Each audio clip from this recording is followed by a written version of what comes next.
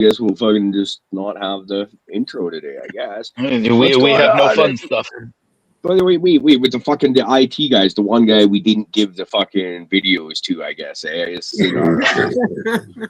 our highness. Calling me the IT guy is that's such a shot in the dark, man. Like we said, we got to call somebody it. Yeah, we all played Not It, and It's you were the the it last guy. one, bud. Not IT. It's the it guy. I'm it. That's it. Yeah, that's exactly it. Yeah. I think we're in for a great morning today, everybody. How's everyone doing? Doing Rise and fantastic. shine. Wake. So, I got that fucking message this morning that you sent me last night. So you have 7 females and a fucking male, all ready to be looked through, huh? Yeah, I don't know what I'm gonna do about this. So it's a good problem to have. Don't get me wrong, but I'm thinking I might just.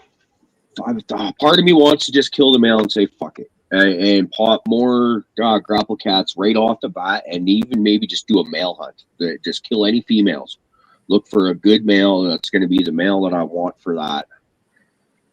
But that also means that the F2 seeds won't be ready till fuck Christmas time, which isn't a bad thing necessarily. It just means it's a lot later than I wanted to. I was thinking kind of closer to end of summer as opposed to Christmas. But if I do flower them out and pick, because I want 3 grapple cats basically. I want my original cut that I have now. That's got, you guys have heard me yap about it for years now at this point. We don't need to go too far back into it. But I would like something that is a little bit more Chem 91 dominant, because that's the original Catahoula was fucking pure Chem 91. It was amazing. And then I'd like to find another pheno that's either leaning towards the Triangle Kush or some weird trifecta of all 3, kind of, right? The grapple fritter, the Catahoula, the Chem 91, which is the mother of the Catahoula, and the Triangle Kush. Or no, sorry. Chem 91 was father, Catahoula, Triangle Kush was mother, I believe. But you got these 3 wicked killer strains, and I want to go hunting. That male, you stem rub it and it smells like burnt rubber. Does it have the structure and the style and everything you want out of it? I got to look more at it, to be honest. I was all busy most of the day yesterday doing a massive round of defoliating, cleaning up. I don't know if you guys saw on what day was it last Thursday, I think it was. I showed a quick glimpse into my tent and just yellow leaves everywhere, right? I let fucking shit get to that fucking point. So there's a lot of cleaning. The plant, that male, I don't dislike it for certain. And it's actually just 2 plants under that light right now. The original cut and that male, kind of letting it. There used to be a bunch of plants in 1 gallon pots kind of packed in together, so you don't get that wide shoulder set, right? Everything's kind of more as they do. So I'm hoping with a little bit more space, it'll start branching out and branches will come out so I can actually see more of the stance. But I got 2 to 3 weeks to make a pick on this, right? There's that one plant that I thought was a male up until yesterday that I was talking about. Like I stem rubbed it 2-3 weeks ago, and like, man, it kind of had some chemi, but not quite. A little bit of burnt rubber in the stem rub already. And I'm one of those dipshits that I come up with like 3, maybe 4 general stem rub smells in vegetative state, at least, where you got kind of like a sour, kind of greeny smell, just general green growth smell. You got like that kind of the pukey kind of smell. Few variations I'm not thinking of off the top of my head because it's early and I'm not high yet. I guess, like I said, it's a really good problem to have. I don't know. Do I want to delay it? Also, I got those Magpies Gary Payton cheese stars. Those are coming up and looking good. A decision needs to be on because those are 3 seedlings to a solo cup right now, and I need to cut the 2 weakest links out of each solo cup so that the strong can survive. maybe I just kind of want to start focusing on that a little bit for now, and just like chill the fuck out on the. And you I have don't know. you got no real interest in hanging on to the male for a little bit, just to keep it around just in case. Well, I've been thinking about it though. That's the other thing is flower it out, see how it does, collect the pollen off it, store it for later. That is absolutely an option. It's like I said, I just say just 1 minute to the next. I'll be like, okay, I'm gonna kill it. It's gonna fucking die, and I'm just gonna postpone the project. And then like 2.5 minutes later, I'm like, no, I don't want to do that. It's so. And then another one I've even thought of. If this thing's already got some good burnt rubber stem rub to it, which I like, that's super intriguing, and it's right down the alley of what type of shit I'm looking for. Maybe I just pollinate that to like the investment dog plant that I've already got flipped. But then this is where how fucking neurotic I get over this type of shit is I'm like, okay, that is absolutely a grapple cat cross. I could even take the pollen off that and cross it to the original grapple cat that I have beside that male to make F2s on that. But I'm like, but then it might trigger some stupid shit in my head where I no longer want to continue the search for that grapple cat male like I was just yapping about doing it, right? It's like, okay, you've already... You're already pollinated with something. You don't need to keep looking. Yeah, right. And I could see myself getting all fucking weird like that, and so I'm like, okay, do I just want to? But if it's a good male and it works out like I want, then it is the fucking right decision to keep it and do it. You know what I mean? It's stupid shit. It's a good problem to have, and I've got myself all fucked up. Over it, right? It's. You're all trying to take the plant serious, take the breeding serious and stuff, not just fucking, throw caution to the wind. And in doing that, you overthink the living fuck out of the whole thing. So, yeah, but that just shows that I care, is what that really is, right? Like, you want to be doing everything at once, which is really all cool, but the reality is that we can't, but because we want to do it correctly. We want to be virtuous and have patience. I get it.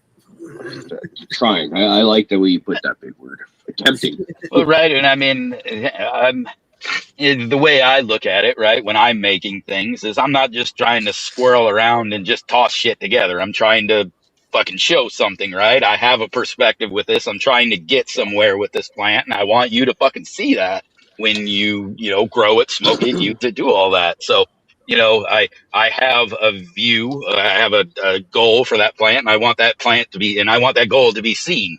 So, I hear what you're saying. It's one of those where, okay, every detail really does matter. But you're going to overthink every fucking detail to the moon. 100%.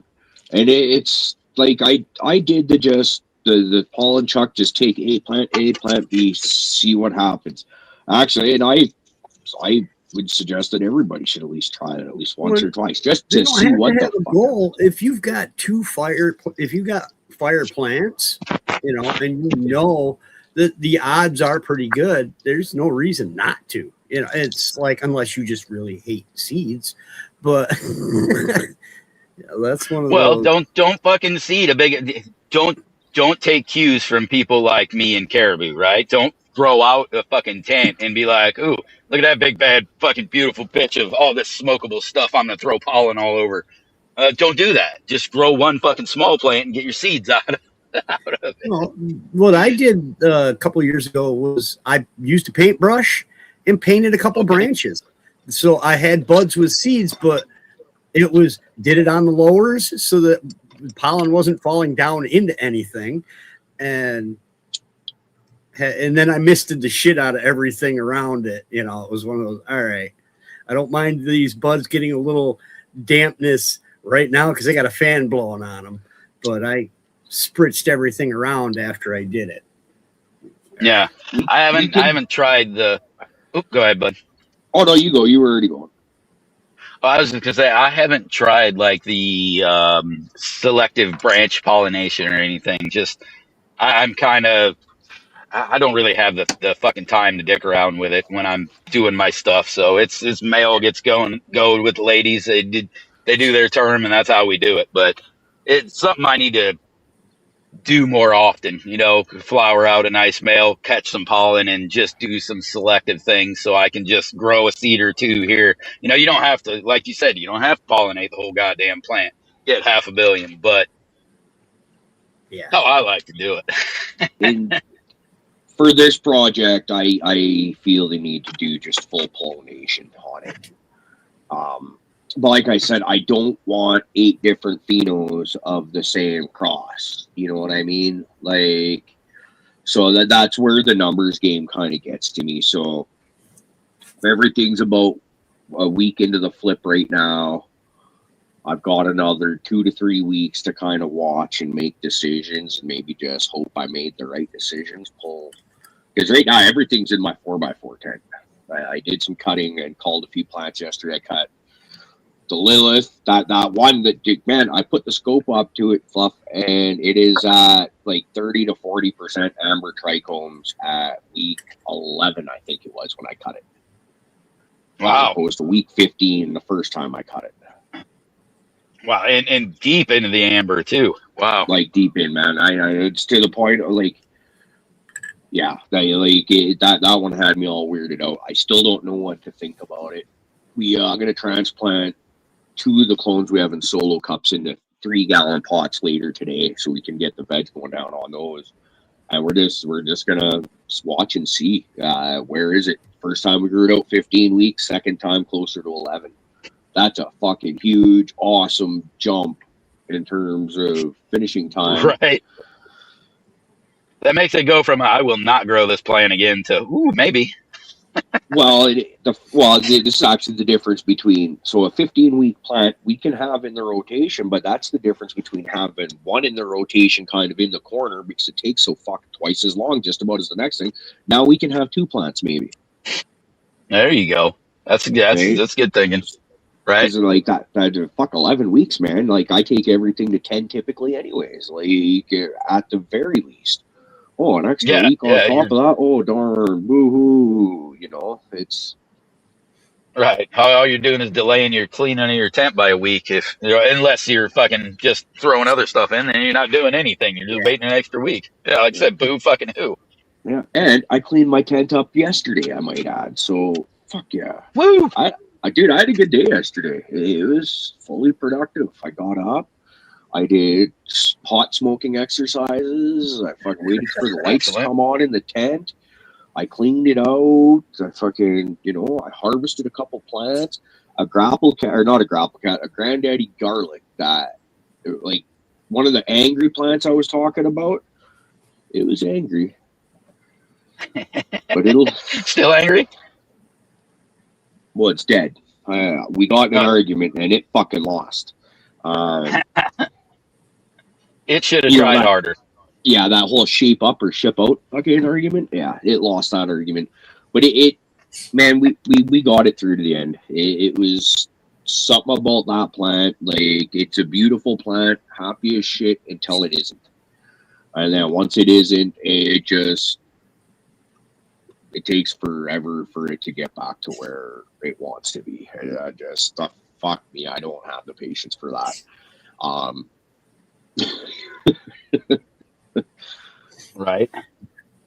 It's like yesterday, the time I put in getting stuff done on that version 3 of my hoop house polytunnel. Dude, that looks like it's going to be awesome in there. It's way bigger. I was like, well, I'm going to do it. It's still the same length. It's 20 feet long, but it's 15 feet across now instead of 10. So I added a nice chunk of space to it. But the sidewall last year where the cattle panel met was at 4 foot. It's at 7 foot. I bumped it way up. So I've got a wide open wall along the side of it. I was going to ask if you had kind of raised anything up a little bit to try to get a little more vertical growth this year. Yeah. So. Yep. That's fun. Now I got the itch because it's all uncovered to get stuff planted, but it's like finish the project before you go getting stupid and putting shit in the dirt. What the? Did he just fucking say that? What Yeah, the? he did. He did. Oh fuck. Sometimes that half-ass. Don't you know how fucking ADD fucking gardening works? All right, that's not how this fucking works. You put them in and you work fun around stuff, them. bud. Yeah, fuck.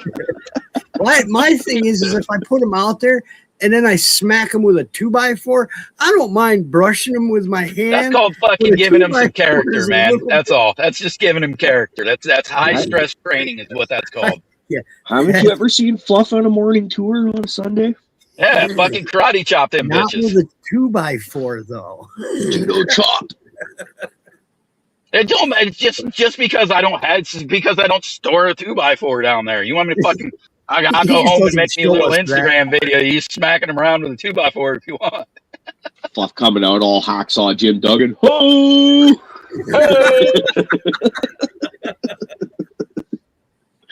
So when we see him in there with a fly swatter, we know the plants are in trouble because he's just Fuck, electric fly swatter. Fucking see if we could zap some. yeah, hey, I turkeys wonder in what them. kind of stress that would provide for the plants if you hit them with one of those zapper swatters. Fuck. You never know. You might be thinking of the next great thing right there. Fucking Could be Oh, man. electrolysis of the plants or some shit like that. But yeah, now So, that I I got mean- that ready, my patience is tested because I've got, yeah, you can't really see them, but the Cherry Paloma Morning Dew Cross, I've got 9 of those beans. They're regs. And then I've got the Wombat Cross to the Morning Dew. And I got like a dozen of those that are regs that I made. That was what I found here. And I'm like, the bed's uncovered. It's time to put those today. They're going to go into paper towel. And then they'll end up outside. And I'll do a search through them outside. Nice. yeah.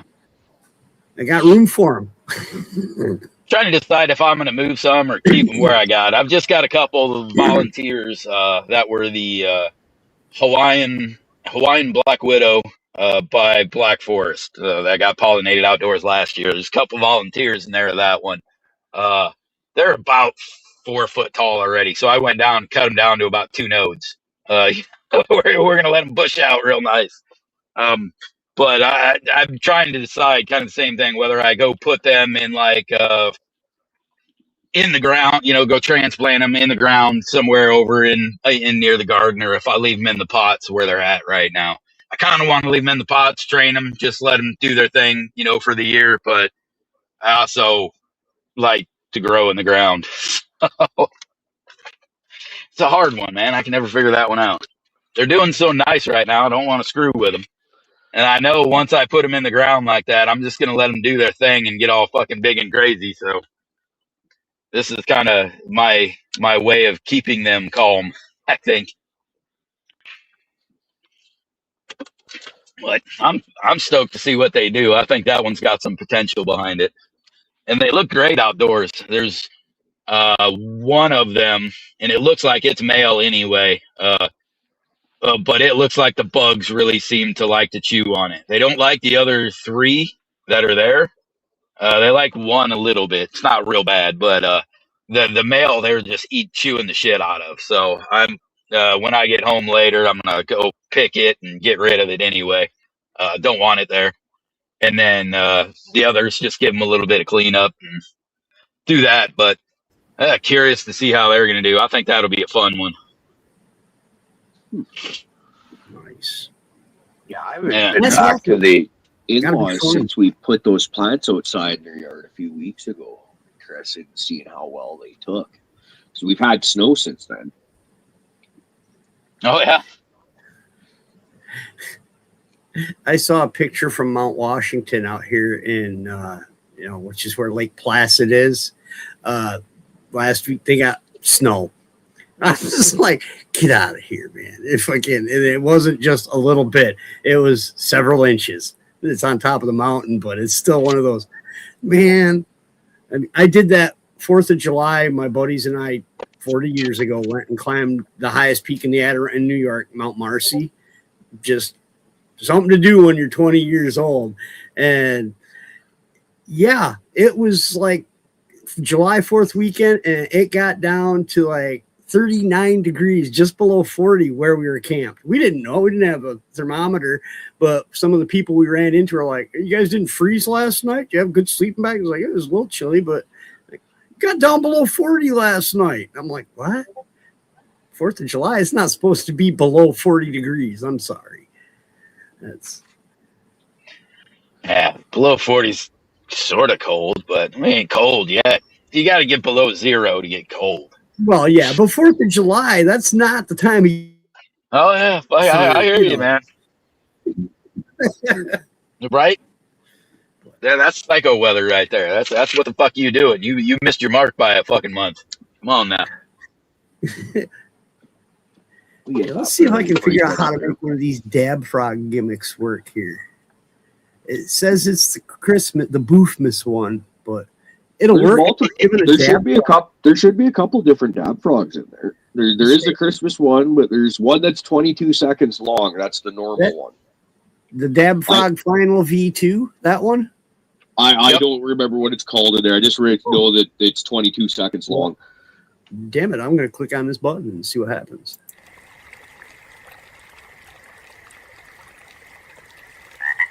And then we got the right, and then word. We also have the little short ones that Korkowski made for us. Those ones are in that little sidebar too.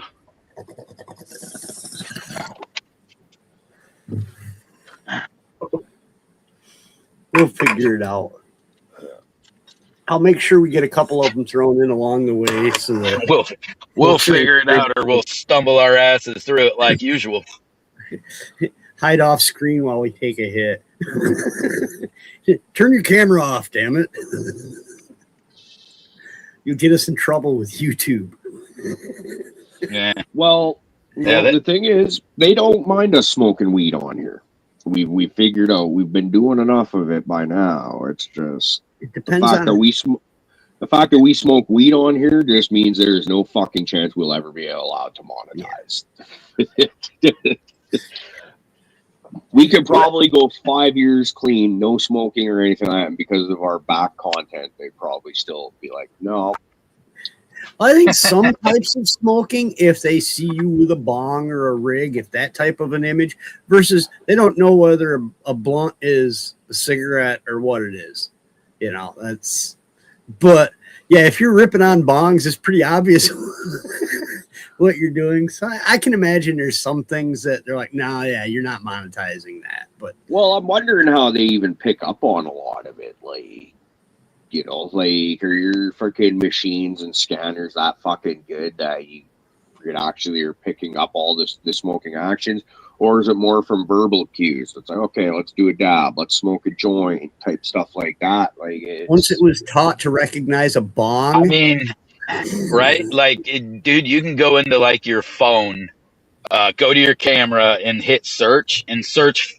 You pick a word to search, and then your phone will find pictures with that shit in it. You know what I mean? So versions of strains. I take a picture of a bud and click the picture. It will find the closest match strain to that bud that I just took a picture of. Yeah, so Kush. And I'm like, yeah. So when it comes to how they're searching and what they're finding and how easy they found it, it's not. Yeah, they've got little fucking robots in there going through all the content, going, we don't like it. Fuck off. You don't get paid. It's worse today. The AI is looking for this shit. It's not even a person that can make that call. So yeah, I read something a couple weeks ago now that fucking all this fucking AI use and shit like that causes more pollution than New York City itself. And I'm like, sure. And most of these fucking people that are all up on the fucking AI shit, aren't these the fucking idiots that are bitching about climate change and stuff like that? For the most part, I'm like, and now you hear about all these fucking data centers they're trying to put up everywhere where they make everything fucking hotter and use more water. And I'm like, wait, aren't you the same fucking assholes that are bitching about climate change? Like, what the fuck's going on here? The fuck did I read that one? I think it was in somewhere in Missouri. where they had just told everybody how they were putting them under severe water restrictions and everything. Yep. Because of the drought and everything, but then approve the data center to go right fucking next door. So you're going to tell me that you can approve fucking water for the electronics, but not you fucking humans? No, Yeah. I don't fucking think so. Or I read another thing about, I think it was in Utah, where they're putting up a data center where that data center uses more power than the entire rest of the state combined. Yeah. Like, well, when they sit there and they fucking make every car on this planet, have pollution control, and they're going to tell you how much pollution you need to do, but these fuckers are firing a rocket into space like twice a week, which that one fucking rocket is about the equivalent of like California's pollution. It's like, so don't tell me about like the fucking pollution when you guys are the biggest fucking, reason for it. So yeah.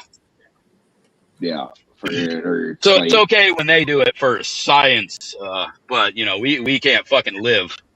Or the politicians that'll fucking be taking private jets with like maybe 2 or 3 other people on board, buzzing all across the world. It's useless, pointless meeting with other politicians where absolutely nothing gets fucking done. Yeah, Zoom was able to handle all that shit during the pandemic. We don't got to go nowhere. We'll just go on Zoom. Thank you, Big Word. That's exactly where the fuck I was going with it. Exactly where. It's, and that was their fucking justification for a lot of this shit. It's not don't do it through Zoom. You can't have illegal, shady handshake deals under the fucking table on Zoom, all right? You got to do that shit in person, all right? That requires a private flight. Come on now. Yeah, that's the handshake. When you're gonna do shady shit, man, you gotta do it fucking right. Well, it's like when I think about like 3 prime ministers ago in Canada, the guy used to fly fucking coach with the rest of the population.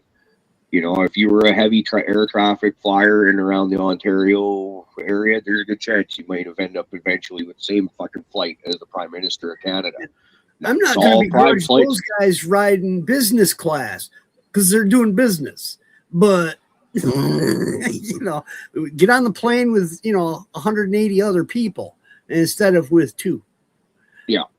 Well, and now the other thing is we see all the time from our politicians is the in-flight catering bills.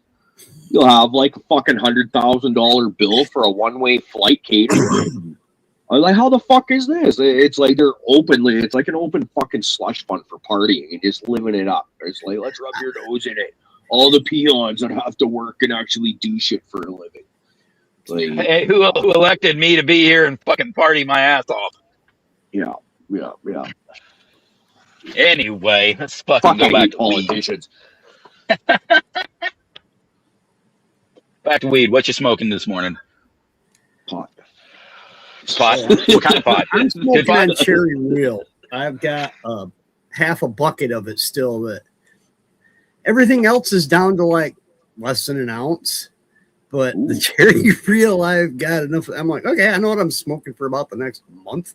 Okay, now was that because you saved enough of it, grew enough of it? It wasn't your. Yeah. How come there's that much left right now? I grew twice as much of it than anything else.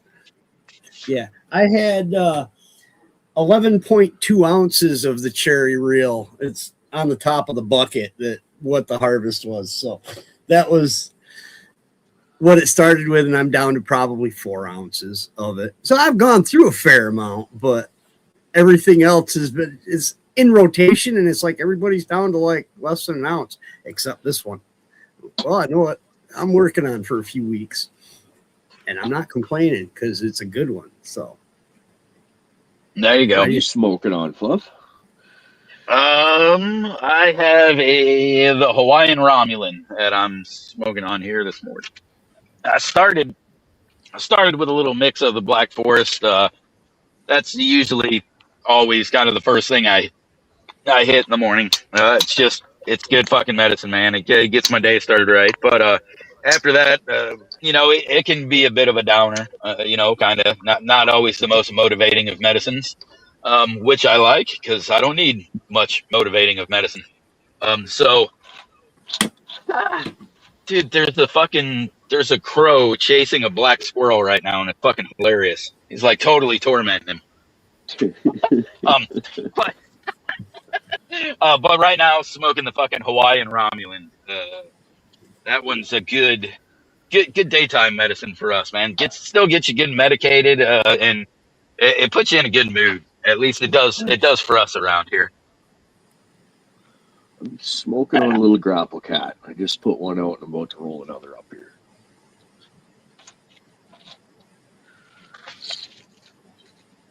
Yeah, that's one of the buds I just pulled out of the bucket.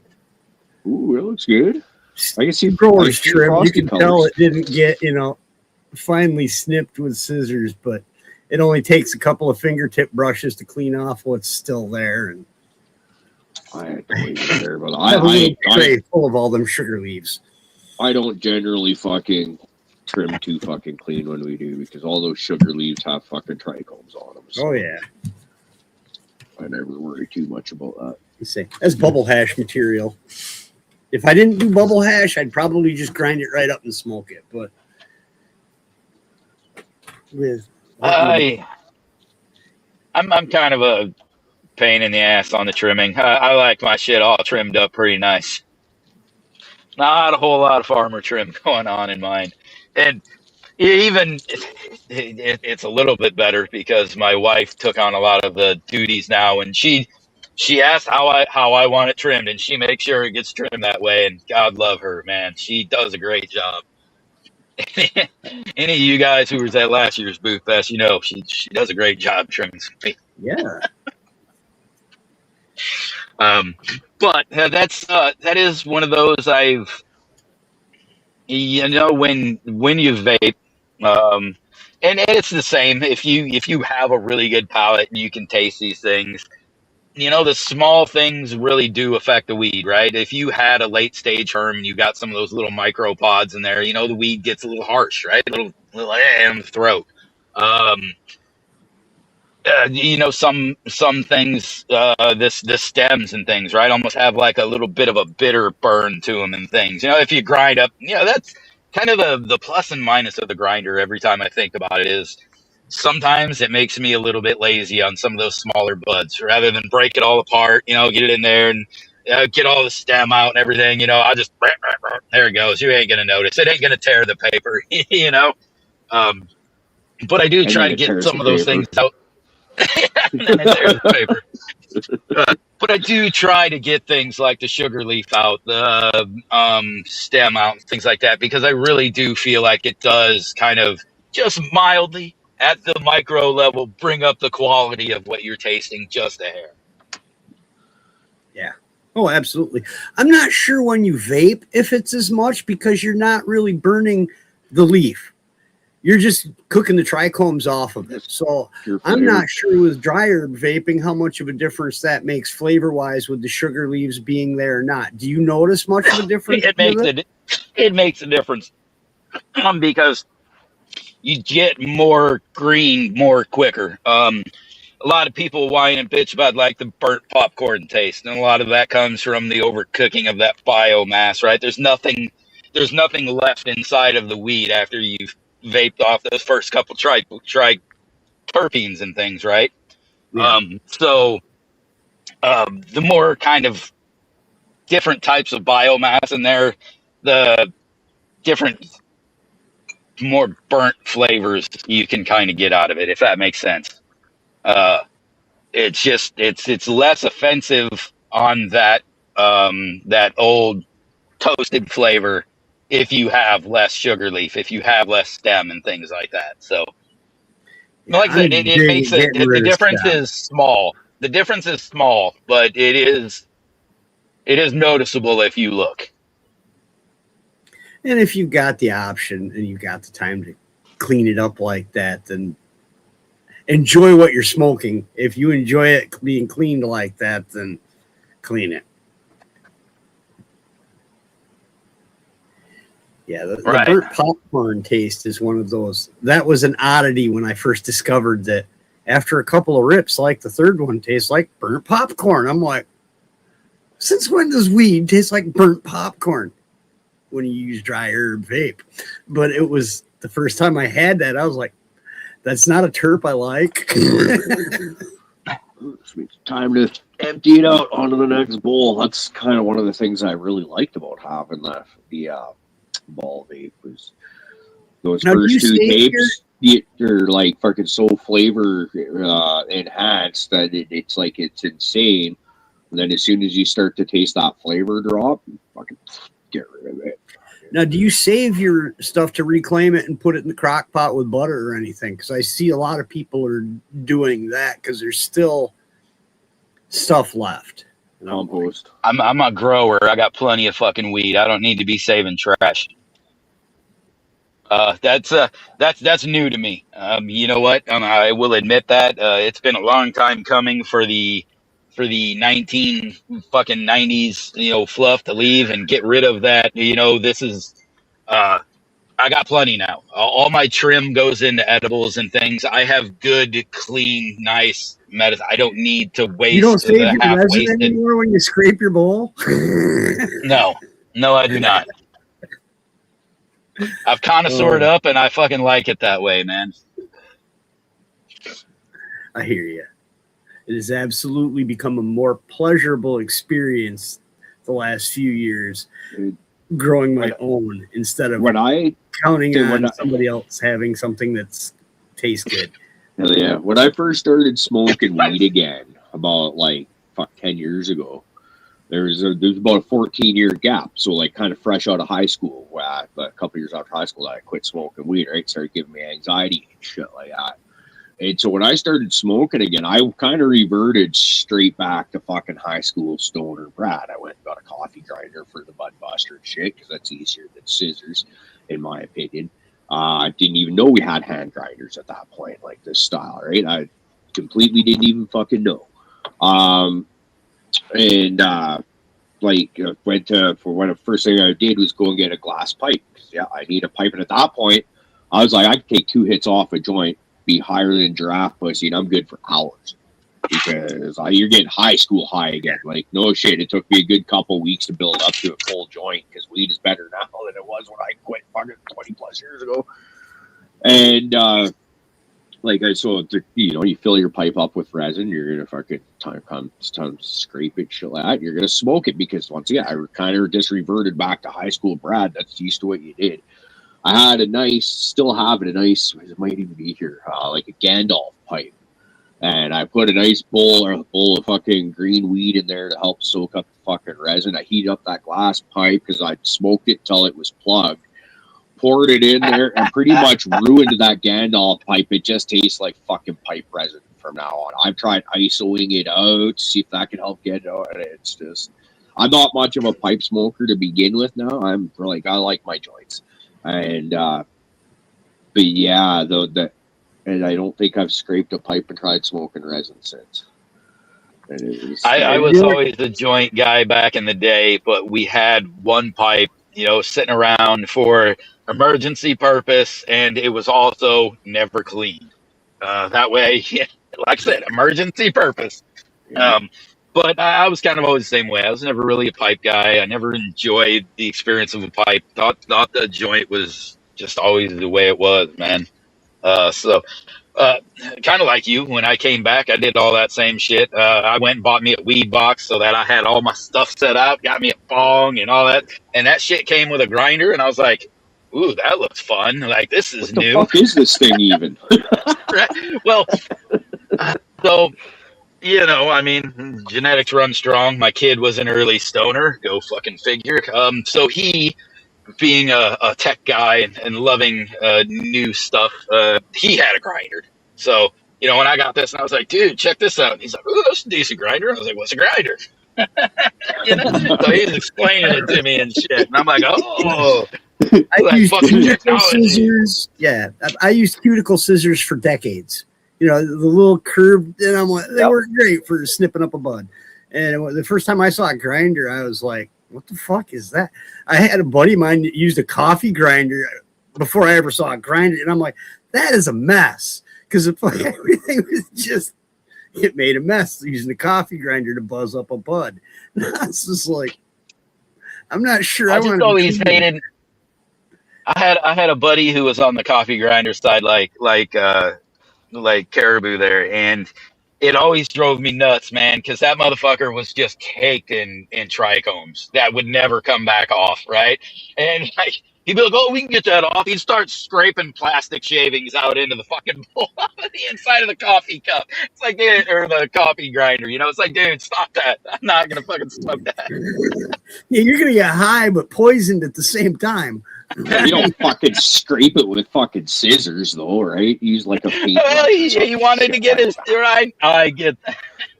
I get to being young. My and friends not were fucking thinking about it, hardcore stoners, man. but- yeah. But God no, knows I coffee smoked grinder. a lot of aluminum shavings from scraping the inside of a bong stem. You fucking scrape that. Although the easiest way I discovered to clean one of those long aluminum bong stems was to go buy yourself a 6 or 8 inch quarter 20 bolt, and you heat your stem up over the stove with a pair of pliers, and then you have a pair of pliers on that other bolt, and you just push it through, and it makes a big long black turd come out the other end, and all done. No scraping necessary.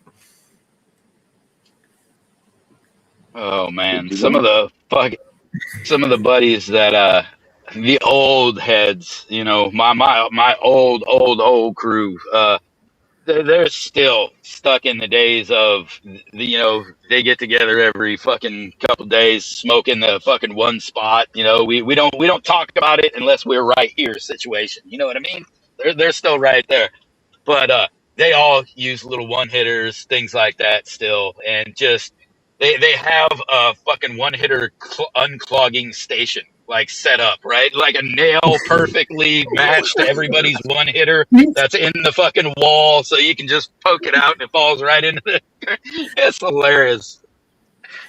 Just you know, that fucking 40 years of fucking stoner in that fucking barn right there, man. It's amazing. Every now and then you take a lighter after the nail and catch it on fire, blow it out, and take hits off. Every time they do it, they don't heat up the pipe, they heat up the nail and fucking shove the pipe on it and you go right through that son of a bitch and clean her up. These guys are not connoisseurs, by the way, by any means. Oh man. They are good quality fucking stoners though. Yeah, Anova's got it right. Coat hanger. I use that. That's a poker. I made all my pokers out of coat hangers. I cut a section out of the flat bottom, put a little curve on it. There's the next poker for the bong. I mean, whatever works. Yep. But so many years I was either the acrylic or ceramic that has the one hitter with the hole in it, and you're just ripping the shit right down into the water, you know, and you clean it every so often. But in a ceramic bong, you don't see how nasty it looks. It's just, oh, that's gross. Change it. Right. That's why, like, now it's I glass, never really got yeah, into bongs just because of how often they do need to be cleaned. I guess I'm a lazy stoner. This one was cleaned last night, and it's got a yellow tint. I just always had the problem of bongs break, and I break shit, and bongs are expensive, and I break expensive shit even faster than I break regular shit. So, you know, it was one of those like until I was older. It was all acrylic water bubblers. Yeah, that's what they called them. I had 3 nice fucking graphics bongs throughout my whole life. I broke 2 of them. I have no idea where the third one went, but it was heartbroken when I broke the first one, so I had to get the second one. And when I bought the third one, I said, this will never fucking happen again. Yeah. The first summer Ashley and I were together, I think it was for her birthday, I went out and spent, I think it was like $200-300 on a bong. Like, it's fuck this fancy. You stick it in the freezer because it's got the freezy gel shit in it to make it cold. I think we used that thing maybe half a dozen times, and we're afraid to break it because it's so fucking expensive. And then once the deep freeze got full of food for the very first time, which didn't take long because how often do you fill up the deep freezer? Quite often, right? So then it's okay, we can't fit this fucking giant pipe in the deep freeze anymore, and there's no room in the fridge for it. We better put it into storage so we don't break it. In storage it sits. And to be honest, because and same with actually our other bongs and shit like that, because we could have like a china cabinet, like a beginner china cabinet full of glass fucking pipes and bongs and shit like that, but we don't have the room to display that kind of stuff. The nice dining room hutch that instead of china is loaded with your glassware. To be honest, I always thought fancy plates and shit like that were kind of fucking stupid anyways. Like, why don't we just use the normal plates? Why do we have to have fancy plates that we don't use? Yeah, at least the bong might get used once in a while if I see it sitting there, right? Where it's not in a Sterlite tote sitting underneath. Like, usually I put my fucking cloner on top of the Sterlite tote that the bongs are sitting in. Like, right, they'll be wrapped up in towels and shit like that so they don't clank on each other like that. And then, yeah, I'll put my cloner on top of that because I can put a light right above that. It just fits perfectly height-wise for my situation. And, yeah, they don't get used. I guess to me, man, they're just like a functional tool. So, like, I don't need, or, you know, they don't need to be fucking fancy. If they're fancy, that's fine, but it better work proper. But the most important thing is just fucking working proper for me. It can just be a clear, unfucking inspired piece of fucking glass that just works properly, and I'm happy.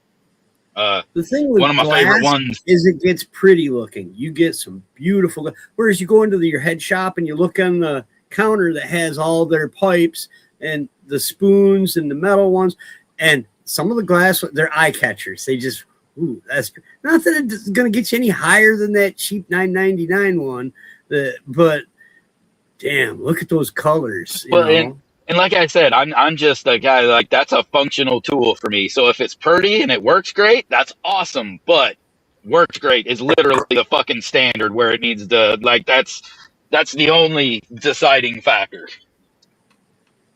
See, it doesn't need to be pretty, but it's got to speak to me. I'm not just going to go get some fucking bong off the fucking shelf at the head shop. I've gone through head shops looking for dab rigs and bongs and shit like that. I walked out because none of them fucking, you know, like, it's just got to have something to it that's like, hey, that's the one that I want to look at that one.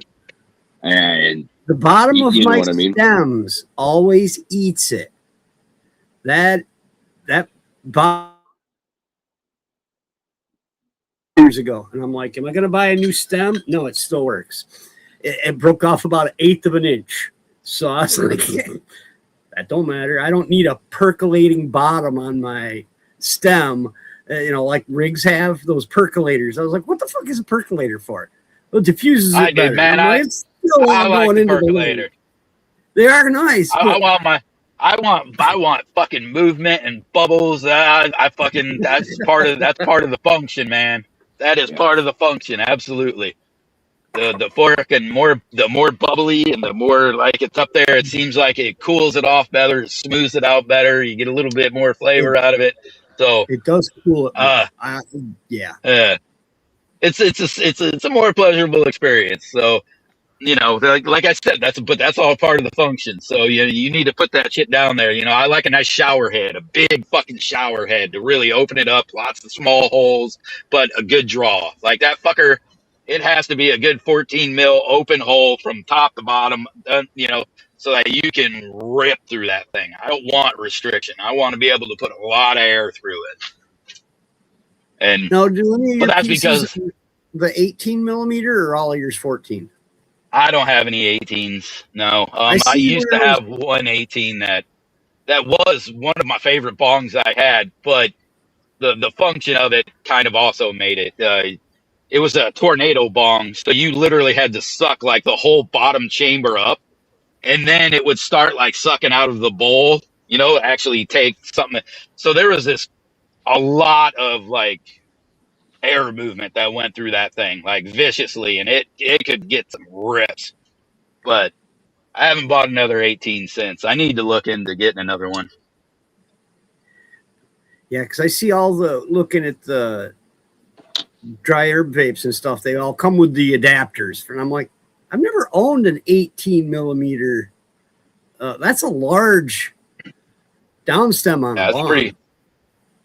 I mean, Yeah, hell, the 14 I is feel bigger like than the aluminum ones. I've got like a fat ass glass beaker. It's probably 3 foot. It's got an 18 mil down stem on it, but it's got a damn opening on it like that on the top. So, it's meant to pull some damn air through, that's for sure. I see small tubes. It says 18 millimeters great. Yeah, I don't think I've even ever smoked through one. When I look at the glass shop over town, when I've looked at rigs and stuff, I don't think they've carried that I've noticed 18 millimeters. They're pretty specialized, at least in my area, it seems to be. Because when I got that ball vape a couple of years ago, I think it's 18 mil geared up. And I was like, oh shit. Because G-Bays, I think if I recall correctly, got his first, and he didn't have an 18 mil thing. I think he went straight to the downstem for a bong or something like that. Managed to make it work that way. I didn't have that.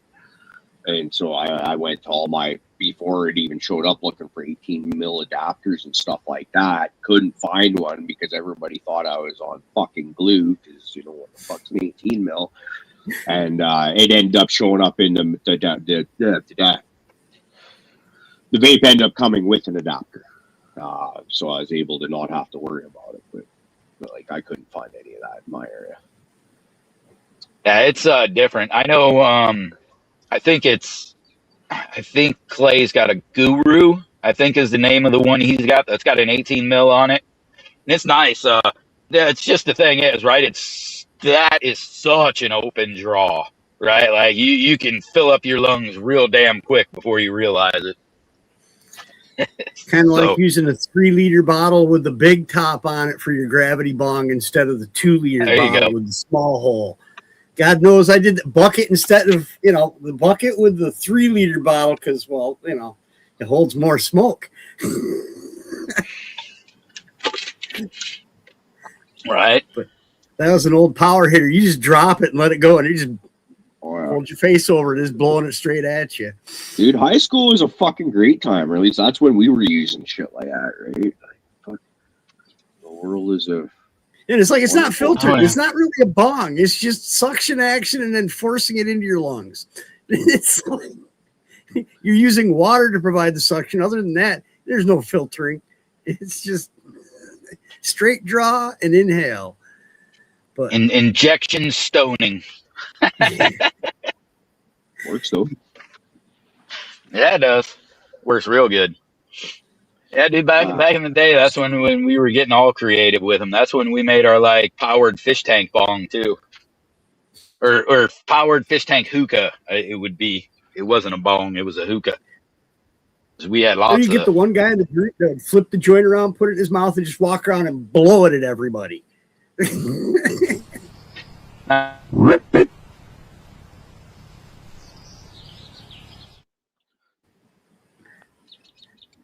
Who figured that one out? That was me. It's easy to do.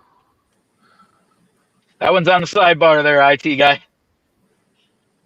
There's 3 of them there. Oh, all right. Fluff was telling you about those earlier. I was going to go with the longer one, but I knew it was going to mute you guys. And that's the thing I hate about these sidebar ones, is it mutes the panel, and it drives me fucking nuts. I wish we could make it. I wonder if we can make it not do that. No. There might be a setting in there. Because, oh shit, now I'm hitting, what did I do? He's on a small he's in the buttons. Things. He's in the buttons. Oh shit. When the stream ends, it's not my fault this time, man. Yeah, no, I had a sub screen and then another sub screen pull up. I'm just like, oh shit, I'm not ready for this. I'm too deep. I'm too deep. Yeah. Back up, back out. It's like back in the day when you could get one of those pop-up windows would open and the fucking pop-ups would just start rolling. Oh. Back in the early 2000s, the way that those things, you'd click on a banner and fucking 18,000 of them just start opening on you. You're like, what the fuck is this? Yeah, now I don't click on shit. You learn real fast after it happened. Well, 2 or 3 times. It's like, what? Don't click on those no more. Well, it's even like the reason why I don't click on fucking good stories on like Facebook and shit like that. Because you'll have like a really good, like, and not even news headlines, like just a good, like maybe a historical thing where you're like, oh, that's interesting. I'm gonna click on that and read the article, and then it wants you to click like 3 more fucking, and it's like I just wanted to read the fucking article. Fuck off. Yeah, somebody discovered Civil War treasure. Cool. Yeah. And then it's like, when you're a history nerd about stuff like that, it's easy not to even pay. Oh, hey, let's see what this is about. What did they find? Yeah, it's like the last one I saw like that like was some internet shopping center or something like that. You're like, that's not what I wanted. Temu. They show you the title and then you scroll through 6 ads that you can't fucking get through because once the ad takes care of the whole screen, now all you have is a fucking full ad and you're like, how do I get out of the ad? Yeah, fucking I hate that shit. Feel your anger levels rising. Oh, it's like, what the fuck? Very quickly.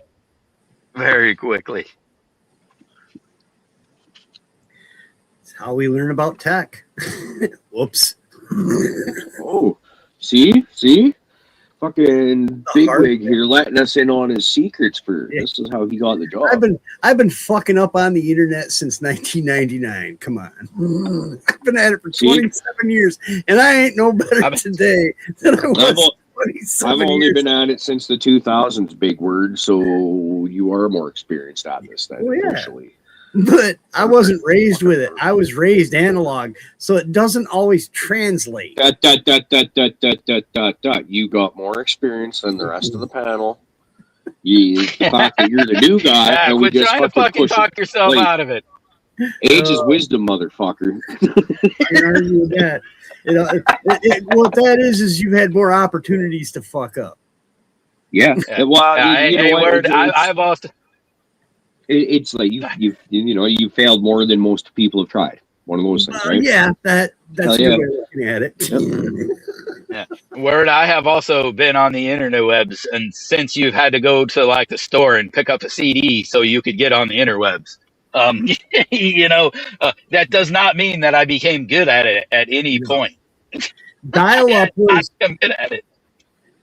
I mean, I went from dial-up to Roadrunner, and it was like, oh my god. It doesn't take a half hour to download a 15-second video. It's like, it's like you're speaking a different language. We were rolling fucking dial-up, like in the highest dial-up we could, right? Like I don't even remember what the numbers are anymore. But we paid for that shit for so long until finally we did the switch from dial-up right into a cable modem. Like our shit went from like slow as a goddamn fucking turtle crossing the road to holy goddamn Roadrunner. And it was amazing. Yeah. Yeah, when I got Roadrunner, I was just like, oh my God, it doesn't take me 20 minutes to search for something. It only takes 5. Big Word was all excited. His fucking his nudie pictures didn't load like this anymore. And I was slow to the Google search. I was using Dogpile because Dogpile had like at that time like 29 other search engines under it. So it like used Google and other ones at that time. But Google got fancy with theirs and Dogpile didn't change the way that theirs worked. And what did you expect out of somebody who named their shit Dogpile? Yeah, well, I have no idea what the fuck you guys are even talking about. You might as well be speaking fucking Greek or Spanish or some shit. Yahoo search engines. Remember Yahoo search? I mean, it's kind of like I still have my Yahoo email, kind of like people still have their Hotmail email. It's like, or their AOL email. We're rocking AOLs over here still. Actually, my wife's still rocking AOL. I waited so long to fucking refuse to get an email because, as a pipe welder, who the fuck needed an email? No emails were coming down the pipe, all right? It's not how that shit worked. I didn't need fucking email. So I waited so long that AOL actually filled up. So I got their subset, like their next one, which they call the AIM. So I have like, I've got like the budget version of fucking AOL. I'll tell you, the discs made good coasters. The one house I lived in with there were 4 of us that rented a house. There were those things all over the place for beer coasters. Hey, put a coaster under that. Fucking throw them an AOL disc. Yep. And Netscape discs had a lot of those fuckers too. I think I actually still found one the other day, like in its original plastic fucking packaging. Like somehow it just I must have went and picked it up and realized I didn't need it anymore. Got one of the last couple, but I still got one sitting in plastic somewhere. I wouldn't be surprised if I've still got one of those little 5-packs of blank CDs to burn stuff somewhere. I used to buy 5 I got a whole packs fucking stack of fucking blanks still. Probably about I bought the 50 of stack them of 100. Yeah, I bought the stack of 100, and then I went out and bought a bunch of the jewel cases because they were cheap. You could buy a fucking 100 jewel cases for like $5. So buy the CDs separate, buy the cases separate, burn your CDs. It's like that was when mixtapes grew up and became mixed CDs. Well, and that's when you realized, I was getting the big double-sided fucking made for a whole lot of storage ones. Bought the 100-pack, put my whole goddamn library on one fucking CD, and was like, well, what do I do with the other fucking 99 fucking CDs I got? Christmas presents when you rip albums to give to people as copies. Yeah, right. I know one year everybody got a copy of Brian Wilson's Smile, the guy from the Beach Boys. He did that double album Smile. Really awesome music. I ripped copies for everybody. I was like, yeah, you got to listen to this shit. The name of the album is exactly what you'll do when you're listening to it. You just kind of sit there with a grin on your face going, this is some good shit. Oh, Beach Boys. That's funny. My parents were big Beach Boys people. I never could get into it. And to this day, it's still kind of like I think I've seen them probably 7 or 8 times. It's a party. I got nothing against the Beach Boys. I'll jam them. They get old fast kind of thing. Yeah, like you listen to the greatest hits album once or twice, like a few times, not even a few times a year, every few years or whatever, and you're good for a bit. It's not like, say, a Pantera, where I'll be listening to that again later that day and the next day and the next day and the next day type shit. But they got some good shit, man.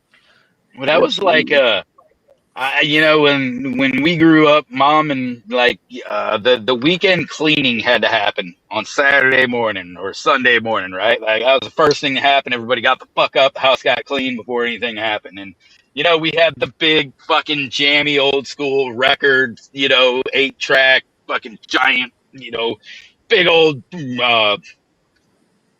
record player, fucking, entertainment system, we'll call it. Yeah, stereo there. Fucking, and every goddamn weekend to clean to was the Beach Boys. So it's more of like a Pavlov situation, when it comes on, I feel the need to bitch and clean. Oh, fuck, Beach Boys on. I got to clean something. I got to fucking clean something and complain about it a lot. Your old lady's like listening in the background. She's like, fuck, is that all I got to do is throw the fucking Beach Boys on? So that's the beauty part. She fucking hates the Beach Boys, so it's all good, man. That shit ain't coming on. So I shouldn't bring my CD picking on Beach Boys to booth camp then. It was one of the last discs I bought. It's all instrumental, no vocals, bluegrass, Beach Boys music. It's really phenomenal, but it's one of those, if you don't like Beach Boys, you probably aren't going to like it. That's funny. Yeah, I'm like what Caribou says, man. For me, it's they get old really fast. I don't care. I'm not going to turn them off. I'll jam to that one song. But if fucking song 2 follows, I'm like, that's enough. Time to switch station. But I that's putting 2 genres together for me that are like very quickly skippable. You should say you made fucking like twangy banjo Beach Boy. Nope. I'm fucking pretty sure I'm out on that one. Yeah, I beach bluegrass for me can get old fast. Like that band Hayseed Dixie that does a bunch of covers. Like they do a lot of but really good stuff. But and I had a About once lot a of them month. on my one playlist, but actually I end up taking most of their shit off my playlist because I just like no, I find I just keep skipping I like it, Steven skipping it. Seagal's Thunderstruck. Steven Seagal's is one of those bluegrass bands from Finland or Sweden or someplace that does covers of all hard rock stuff, and they're really good at it. I think I've seen those guys. Knockoff of Hayseed Dixie. It's the same thing though, where they do a lot of the same songs. Like Hayseed Dixie did cover a Gin and Juice like 20 years ago, and the Steven Seagal's brought one out like in the last few years, and it's like, well, Hayseed Dixie did that fucking long ass time ago, guys. And they do a lot of the same songs as well. It's like it's really it's like one of the actually like we're just talking. You got to be in the mood for it. If you're in the mood to sit there and listen to that, you're like, fuck yeah. But oftentimes when it just comes across my playlist, which is usually on random, it's just like that. Rock mode right now. Skip. For me, man, like the dirty little music, like that one for me is Richard Cheese. It's that weird fucking lounge music made in, like the covers of popular songs made in lounge music. That's the one I can't fucking turn them off, man. Yacht rock. I could jam the fucking old Richard Cheese for hours. But when I'm done, I'm done. I'm like, all right, shut the fuck up. I need some metal in my life now. Like the one girl that does it I've seen her in my feed a couple times that plays stuff on the harp. I'm just sitting there going, what the fuck is playing Van Halen on the harp? Fucking that chick from Nova Scotia or whatever, harpist KT. She's fucking awesome. Dude. She's like one of my favorite internet people to watch. Like her, Piper Alley, and Nina DeGregorio. Like she does the Femmes of Rock with the violin. Like if you could get all three of those to go out on a tour, to me that would be freaking phenomenal. Bring that like the harpist Katie lady out there, do her thing. She does Tool, all sorts of wicked stuff on that thing, and just rocks it. And then bring out Piper Alley with the bagpipes. Watch her rip some like freaking that Sandstorm or freaking Freebird or whatever. Like she kills it. And then bring out the Femmes of Rock to do, anything. She comes out dressed as dressed up in like leather tights that are the same thing as Eddie's Frankenstrat, right? Like she's be like we had a chance to see that one recently, but I didn't pull the trigger on the tickets. I fucking should have. The Femmes of Rock. We're down here not so long ago. I'd love to see it. I would absolutely love to see that. That's kind of sort of like Hairball for me. One of those tours that I've been watching it go around for a while. It even came a few hours away from us, but just I wasn't able to make it work out. Where I want to see Hairball was good, dude. If they get close enough to you and you decide, it's a good one, man. We had a real good time at that show. Yeah, they're one of their singers, Patrick Stone. I saw him singing for Sweet a few years ago, and he was phenomenal. I'd never heard of this guy.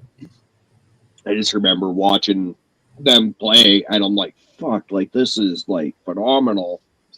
And then also thinking, because I had the Sweet Desolation Boulevard CD sleeve in my pocket, I wanted them to sign. I'm thinking, I think that guy might actually be younger than I am. I hope he doesn't get offended when I don't want him to sign the fucking CD sleeve, seeing how he didn't play on it. He's not old enough to have played on that. Yeah, I think it's phenomenal. Turns out nobody that was playing in the band that day fucking played on that album. Rough.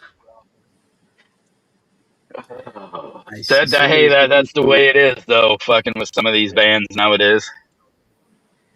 Yeah. Oh, you know what? I'm fucking 100% fine with it. I've been saying this for fucking years now. Actually, I'll say it again, too, to go into leading into my Friday night there, I guess. It's yeah, the band matters. Who you're seeing, it does count on some level. But at the end of the day, it's more about the songs as opposed to who's playing them. And how well are they playing them?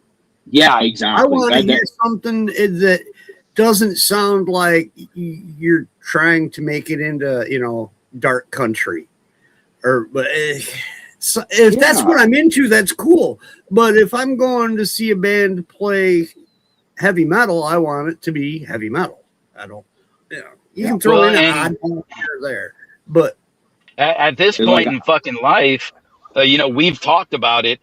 If you posed me with to go see fucking Motley Crue or to go see a Motley Crue cover band, I'd probably go see the fucking Motley Crue cover band. It's going to be cheaper and a better fucking show than Motley Crue ruining their own fucking music. And that's the way I like, and I grew up on it. That's one of my favorite bands from when I was a fucking kid. When I was coming up, when I was getting into music, that was kind of one of my influential bands. And it kills me to say it, but I'd much rather see a passionate cover band play it the way I want to hear it than fucking hear the people who wrote it ruin it because they're fucking greedy and just want to be out there and know they shouldn't even be fucking playing anymore because you sound like fuck all.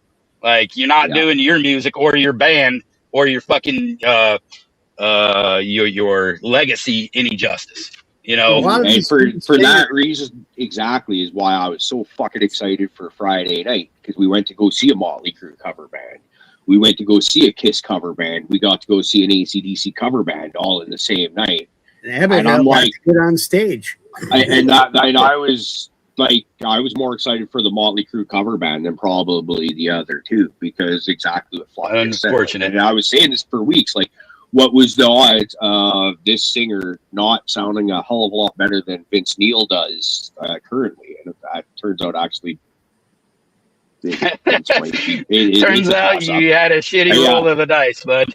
yeah, for that one, which it was funny though. Like they're getting on stage, and you see it's a female singer. Okay, well, Vince kind of has a high pitch. He probably hit Vince's notes. Okay, I can get behind that. Yeah.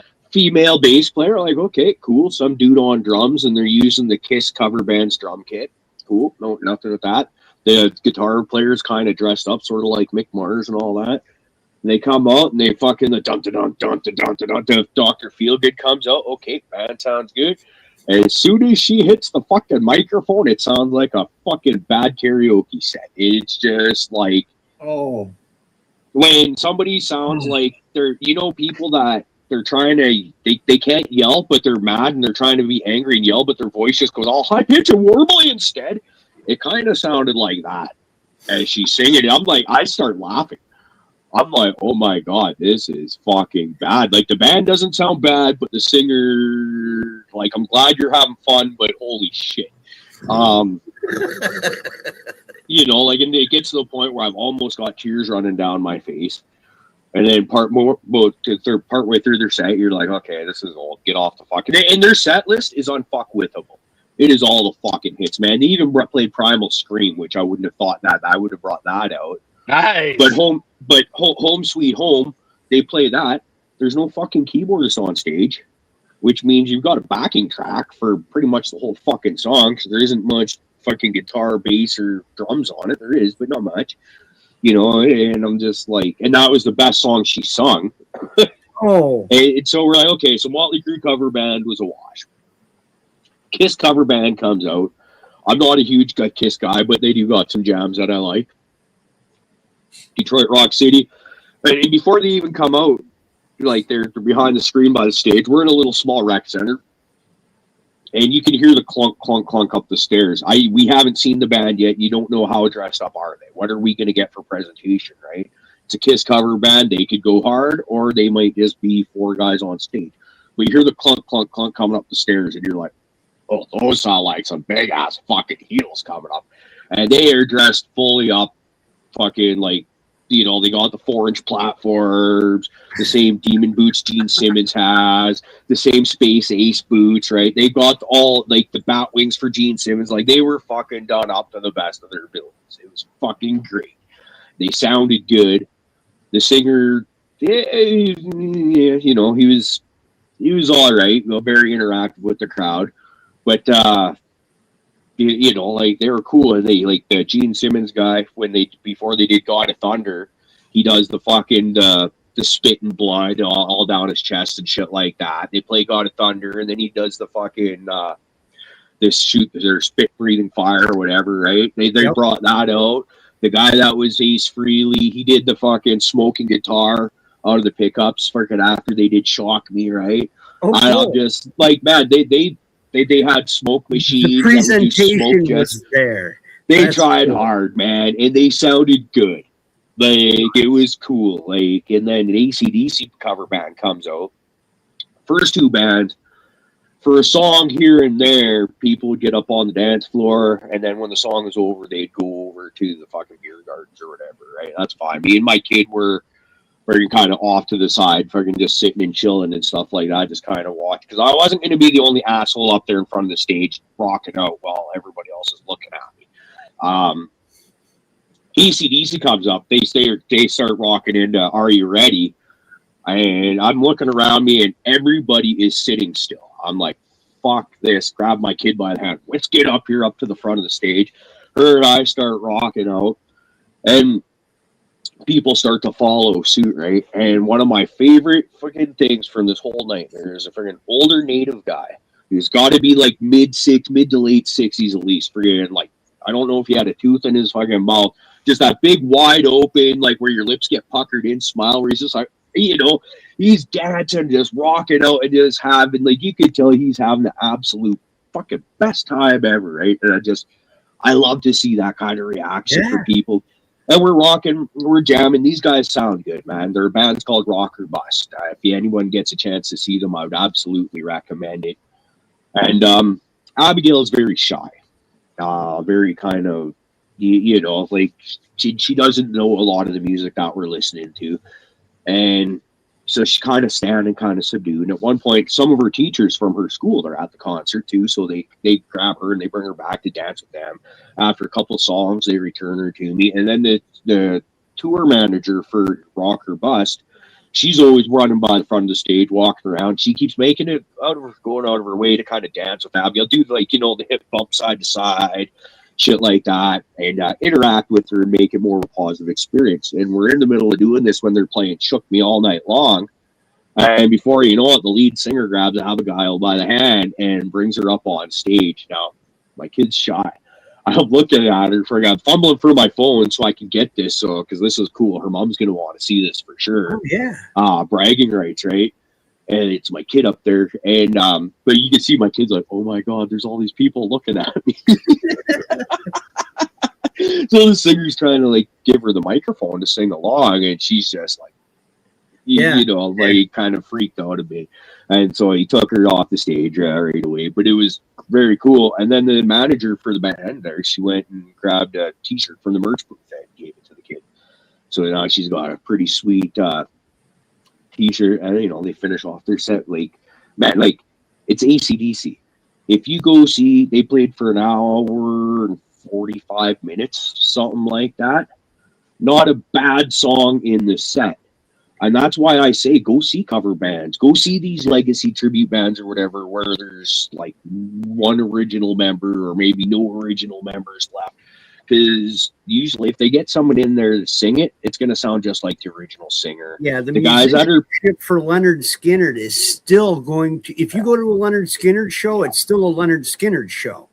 You know, it's granted, Ricky Matlock's the only one that's still there, but it's still, the music is the music, and they perform it well, and that's all you can ask.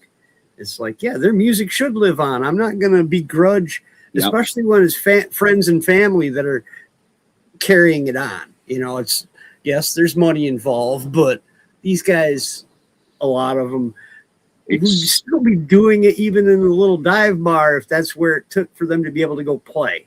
Dude, it's the songs that matter. It's the like thing, like because that Sweet concert, and you guys will keep hearing me go back this. You've been hearing it for years, and you'll keep hearing it.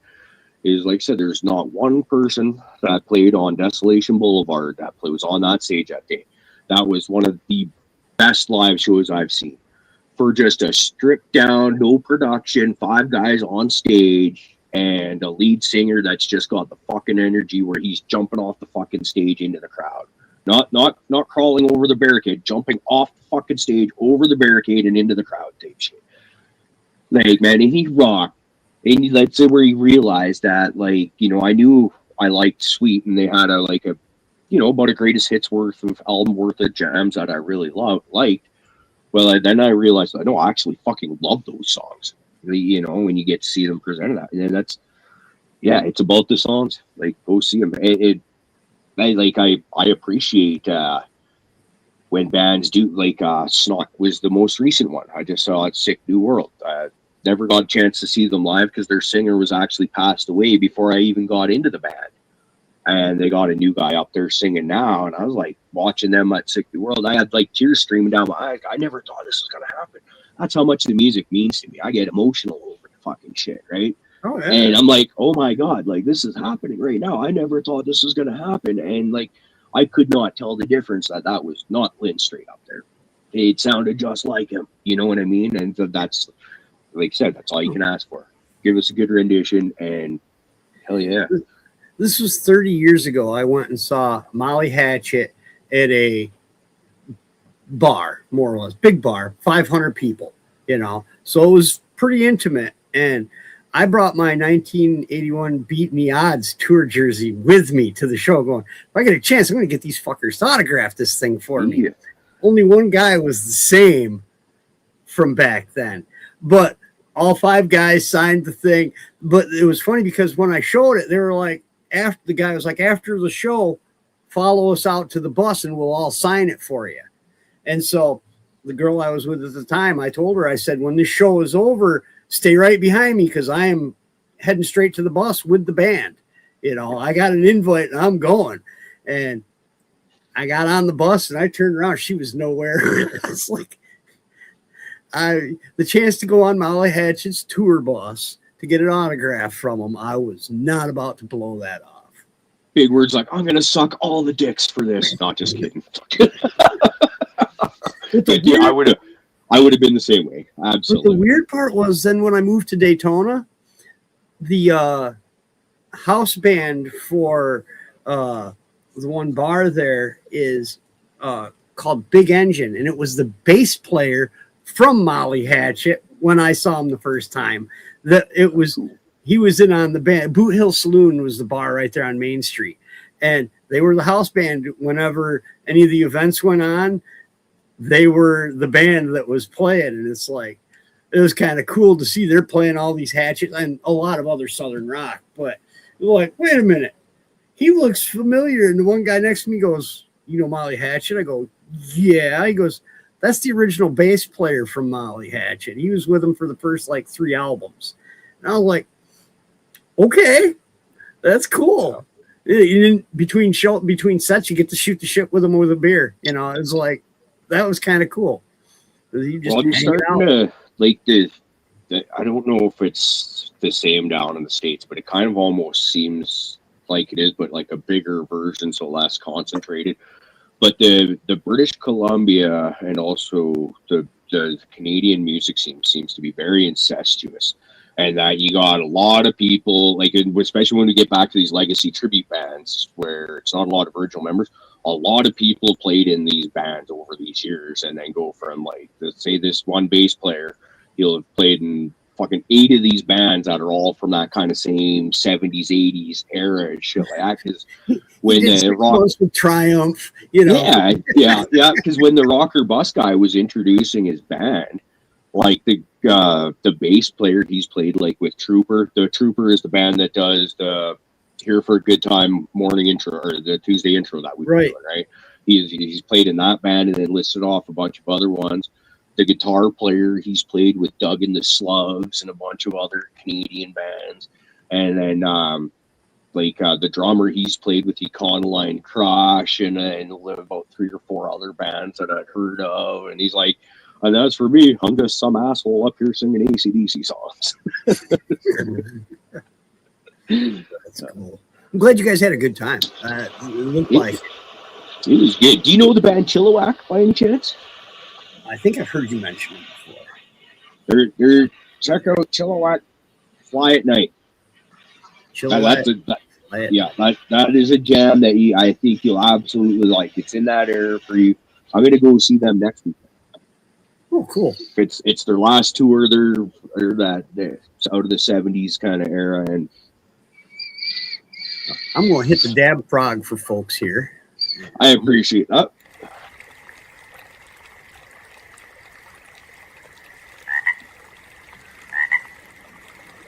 That's right. You got that one, Tom.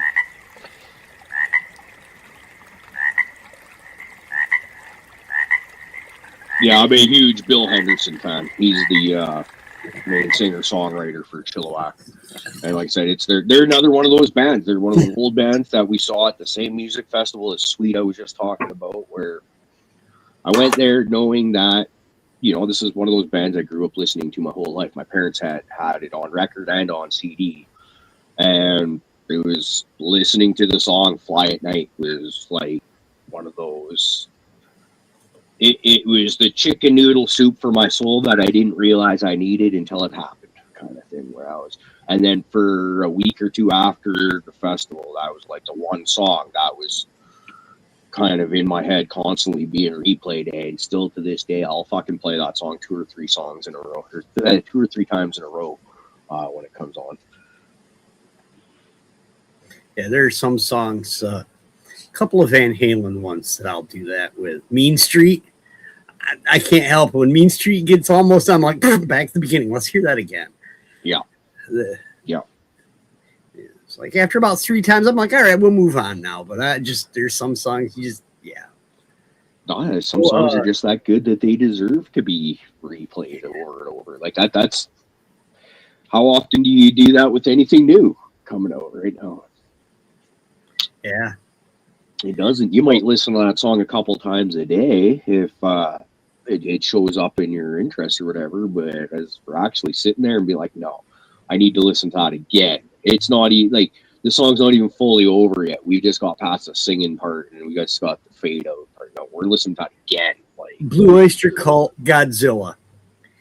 That's one that I'm sorry you could put that on like a loop for a half hour and I will keep working and not even realize it's been playing for a half hour. It's just nodding your head, shaking it. Let's see if I can get this phone to hook up here. Devolumize it. I'll show you what is going on in the tent. Seems how Fluff can't do that. I don't know. He disappeared on us. Yeah, he sent me a message shortly after he disappeared saying that he's probably done for the morning. Gotcha. Which, that's all it's fair. He's out visiting the family and stuff like that. Well, yeah, I was going to say, he's in the car doing it. That's kind of not the most optimum situation, although there's times it might be.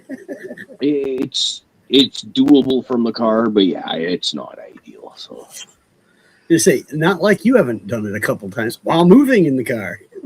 Yeah, but like I said, if you're actually driving and you get like cell service drops and shit like that, it sucks. It's just better to when you can, sit down here stationary, actively smoke your pot, not have to worry about breaking laws or anything like that, and just have fun. Let's do this. It's in here. All right.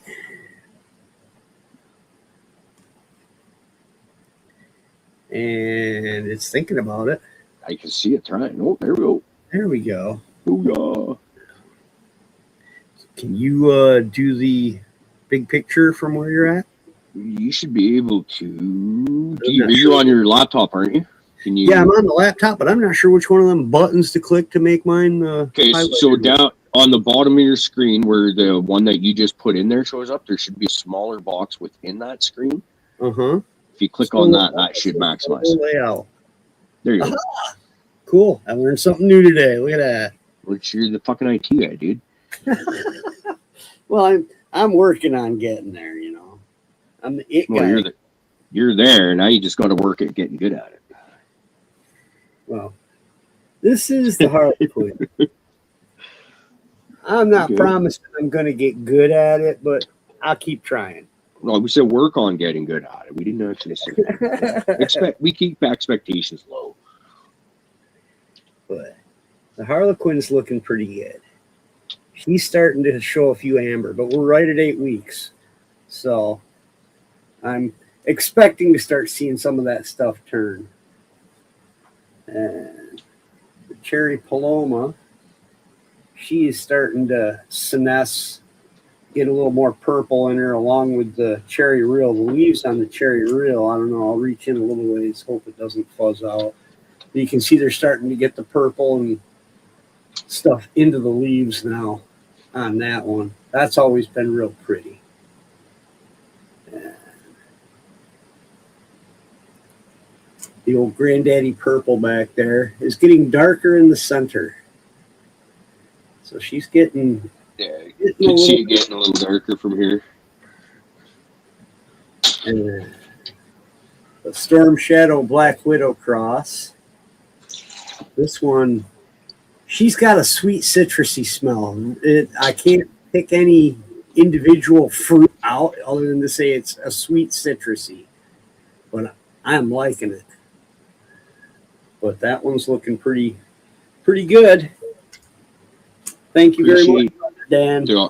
That contribution to the gene pool is appreciated. And back here we got Big Mountain Fudge Cake, starting to foxtail. I don't know if you can see that or not, but I don't want to reach way in there because that affects the video. So, but yeah, that one's starting to get some little foxtails, it looks like. And then this fuzzy critter, this is the garlic gummy bear. This thing's just fuzzy. She's beautiful. Yeah. I don't want to give Clay a big head, but thank you, Clay. That's another fine contributor. Although the structure was a little wonky, I absolutely like the way that she's... I thought this show was kind of like Fight Club, except for that instead of not talking about the show, we don't say nice things about Clay. I know. Yeah, next thing I'll be saying nice things about 2 cents, and then we're don't you fucking go, you mother! Don't you do that? Okay. But yeah, that's the state of the tent at 8 weeks. So they got at least one more to go, and maybe 2 for some of them. But I got a feeling next weekend is going to be the end of the road for them. Next Sunday, you're liable to tune in and find them inverted in the tent, hanging upside down. So, well, that's all right. That's all right. I got, I've got a couple of weeks before I cut anything else. But everything is filling out, and the trichomes are definitely, I'm starting to see when I was looking last night, there's some amber. So it's starting to turn up. But I like some amber in there. Anyhow, let's remove this and see if it goes back to the 2 pictures. Nope. That ain't how that worked. Let's see. Exit solo layout and remove. There we go. I'm just straight over here making coffee. I just got my phone in there. Brewing up some coffee. So it's just one of those mornings. See, hopefully it's kind of, well, I should clean the house. Here's a pretty cool one. So our oldest daughter, she just had her prom last night.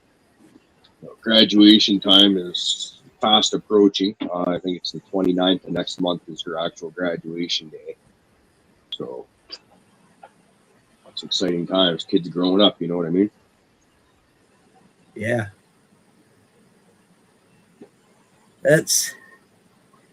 Tis the season for graduations to be occurring here in the next month. The last week or so, I've seen a couple of the college ones where it's when the people come in for college graduations, I just want to run. It's stupidity.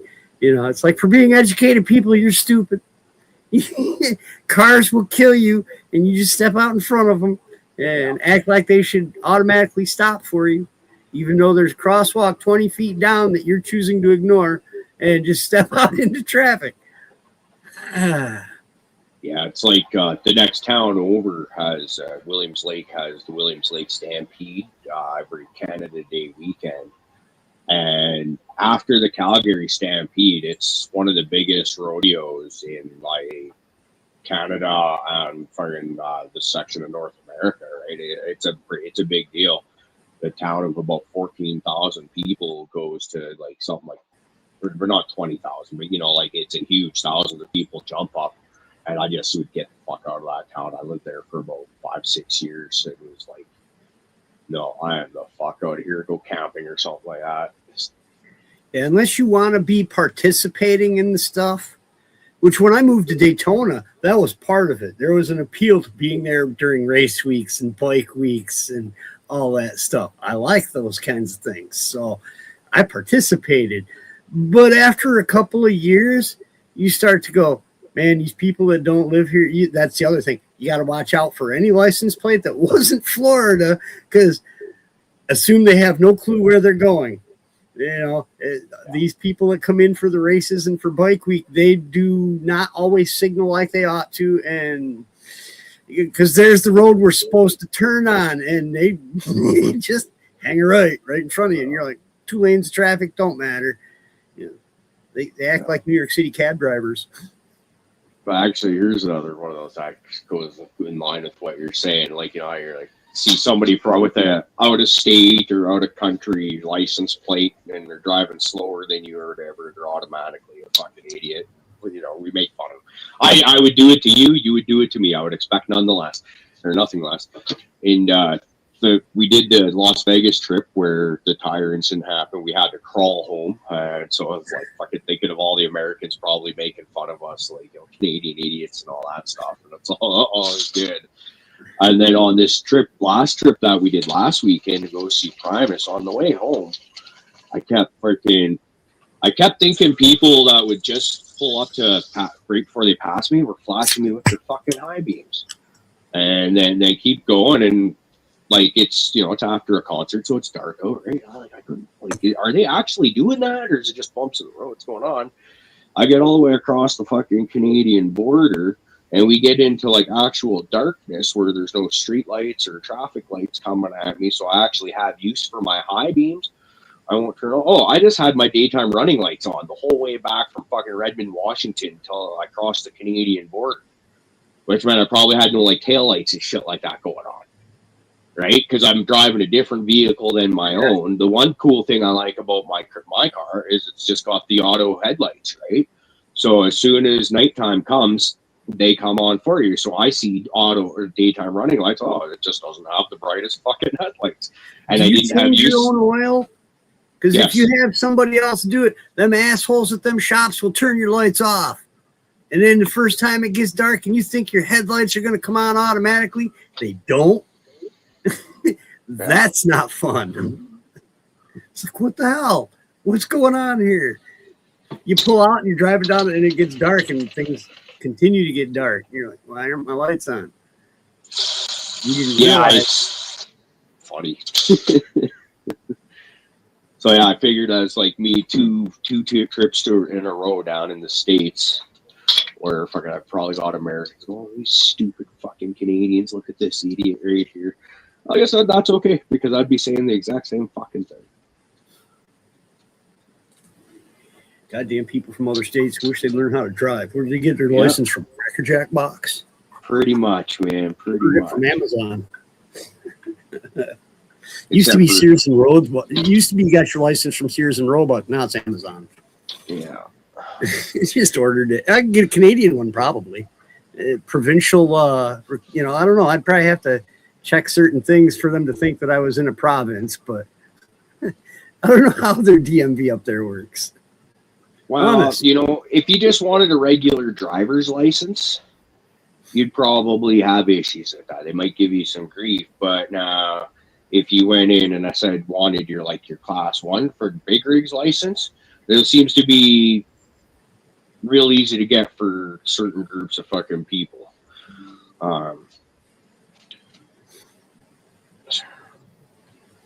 seems to be an accelerated amount of fucking class 1 commercial vehicle crashes going on in this country. From well, you know, people are getting their licenses from fucking companies that are just like fraudulently handing them out for a fucking dollar amount, right? The fact that you can it's not easy to get a CDL, but the fact that it's not that hard to get a CDL if you want to get one, it's as long as you got the money to start with. You know, you got to jump through some hoops. But if you got somebody that's going to sponsor you, that, you know, will pay for your training, which means they're going to pay for your learner's permit. They're going to pay for you to get your license. And then you go and drive for them for the next 5 years. It's indentured servitude because they give you a nice chunk of money to come on board. And then you don't quit or they get you owe them. And driving truck is a decent paying job. Doesn't require a college education. Hell, doesn't require a high school education. So you get a lot of people from not necessarily the smartest group that go out and become truck drivers because they can. They ain't going to be pilots, but they'll go drive a truck. Well, one of the things you got here is we've got immigrants. I got nothing against immigration. Fucking, it's a wonderful thing. Certainly can be. But when you got groups of people that can't speak the language, read the traffic signs or any of that, and they're going to driving schools and they're forking out cash and basically getting handed a commercial driver's license, that is fucking wrong. Yeah, you don't have to speak English, wrong. But you have to be able to read it. Yeah, 100%. Speak it, but you got to be able to read it and understand it when it's spoken to you. If you are driving in a predominantly English-spoken country, you entitled to go. No habla. Bring me a translator. I shouldn't say no habla because that makes people think I'm talking Hispanic. Although but it doesn't matter though. It's the same with me going into any other country where I don't understand the language, right? And I can't read the signs. Should not be allowed to become a commercial driver in that country because I don't fucking understand what's going on, right? That's scary, and we're seeing a huge uptick in crashes because of commercial drivers that don't understand traffic. I don't know if the traffic laws, but the signs and stuff like that certainly. When we have them where somebody trying to do a U-turn on an interstate, it's like. Yeah, where the fuck did you get your license? That's completely illegal and stupid. You know, so when UCP and the constant, there's a place up in Syracuse, the Onondaga Parkway, which is a low height bridge that seems to every other week have a tractor trailer get stuffed under it. And it's like, you come on, you can't read these signs that are for the next mile coming up that there is this bridge that you can't drive a truck under, and never fails. That's actually another one that seems to be coming up a lot of times more recently in the Vancouver area too, is trucking companies like dump trucks and stuff like that. They'll be just cruising down the freeway or whatever with their dump bucket in up position and then plow that right into a bridge. I'm like, that seems to happen about 3-4 times a year now. You would think that a dump truck, would have some sort of a governor that once that bed is deployed, it only can go a certain speed, like 5 miles an hour. Like if you're dropping stuff out the back, laying it down, that if you exceed that, I guess if you hit a bridge at 5 miles an hour with that up, you're going to know it. That's a lot of metal. Well, it's one of those things where if it happens once in a blue moon, it's like, okay, like strange shit sometimes happens. I get that. I see strange shit happen in my work life frequently. But when it's happening multiple times yearly, and I'm not suggesting it's the same person, the same company or anything like that. It just happens in the same region or township areas. People don't think like, oh yeah, like this just happened. Maybe I should, it's how bad things often happens in like threes. fives. You know, it's maybe that's what it is. We just got to fucking get the other two dummies out of the way. So okay, let's go hit that first one some more. Drives the point home when it happens. That wait, come on, guys. Yeah, let's increase public consciousness. Like I don't know. It's funny though. But imagine being that person stuck under that bridge. How dumb you would feel. One of my coworkers about 10 years ago took a box truck, just a 26-footer, but he stuffed it under a low overpass. He was going home for lunch. His route was taking him close enough to his house that taking his normal run takes him under railroad tracks. That is an 11-foot clearance. And it's a 13.3 truck. So he peeled it like a can opener. Yeah, it's just. Oh yeah, that's gonna wreck your day. Yeah, oh yeah, and I totally could see how it happened. It's not normally part of his daily where he's headed with the truck, but he was close enough to home to go, no, I'm going to swing by the house for lunch. No big deal. But he wasn't thinking that road that he drove every day to and from work was a low bridge, and he found out. Yeah. Oh. And that's one of those bridges in Binghamton that probably 3 or 4 times a year somebody because they got big stop signs for trucks to stop. Literally, you got to stop right here. You don't go no. We'll do it anyways. No, them flashing yellow lights that are hanging there at 11 feet don't give you a clue. Bang. Right, and this is why we shouldn't just. This is where it gets to the level of like even not just commercial drivers, like all drivers. Like if you can't figure this shit out, like there's a lot of drivers that just should not be on the road. Let's face it. Like we all know. I bet you everybody watching right now can think of at least 3 fucking people you know that should not be driving. Like it's scary as fuck when you get in a vehicle. When they're your co-drivers, your co-workers. Well, co-workers, friends. We got one that I can't. I'm surprised he commits minor infractions on the regular. It's one of those. They don't get rid of him. He hasn't messed up big. But we had a guy a couple of years ago that ran over a pedestrian's foot. It took them 8 months, and then they let the guy go. Because, well, I got a feeling it was part of the insurance agreement that, part of the settlement was this guy doesn't work there anymore. He ran over my foot. He should lose his job kind of thing. And companies, if it means they can settle for less, they will let him walk and throw him under the bus. And all the rest of us are like, of all the guys it could have happened to, he's one of the best drivers we've got. It was an honest accident, This woman come around from a blind spot and stepped out, and her foot was right there as he was pulling around. Oops. But yeah. And then there's people who freaking, the one guy has like 5 incidents of, he dented the van backing into things. He just, those concrete poles that are 4 foot tall that are painted bright yellow, and they don't move, but your bumper does, or fender, or whatever. He fly swatters stuff too. He's got 2 dents on the side of his van where he's cut too close around and dented the side as he's gone around stuff. It's like, but he's there every day.